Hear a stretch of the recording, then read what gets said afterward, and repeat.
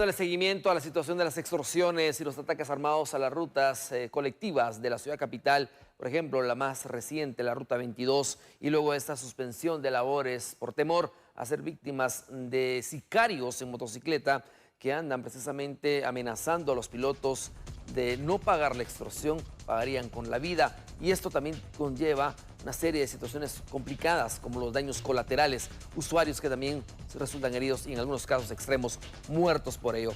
Varias son las rutas que han desaparecido, desde luego a raíz de estas extorsiones, a raíz de las amenazas. Edgar Guerra, de la Procuraduría de Derechos Humanos de la Defensoría, específicamente del usuario del transporte urbano y extraurbano, nos da a conocer detalles con Ligia Toledo. Adelante.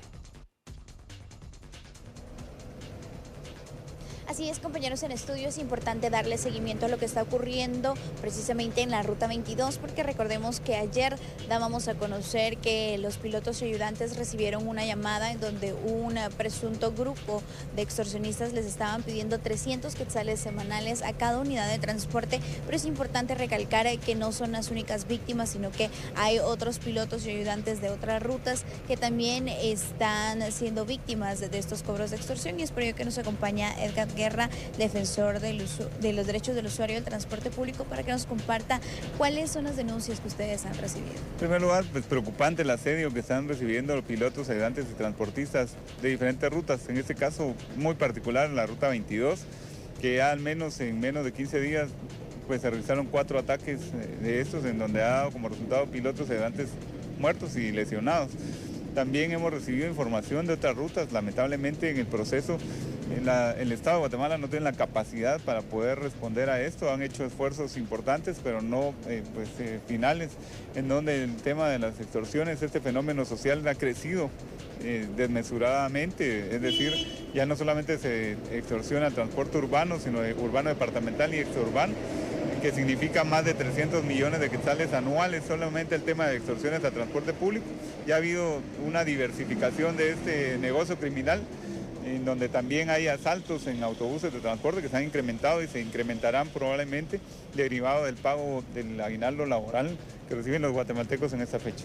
¿Cuáles son las rutas que han sido más afectadas y las que más han denunciado? Este año, producto de ese tema de las extorsiones, desapareció prácticamente la Ruta 1 y la 2, la Ruta 3. En la Ruta 36 y 37 continúa el asedio en contra de estas unidades, la 203 y 204 también, que ahora pues ya tiene un paliativo con el Transmetro, que ha sido un importante cambio para el tema del control de la delincuencia. Debe haber un cambio de modelo de prestación del servicio de transporte público para lograr realmente la tranquilidad que guatemaltecos en autobuses, que son más de 6 millones de guatemaltecos que diariamente utilizan diferentes sistemas de transporte público, viajen de una manera segura y digna.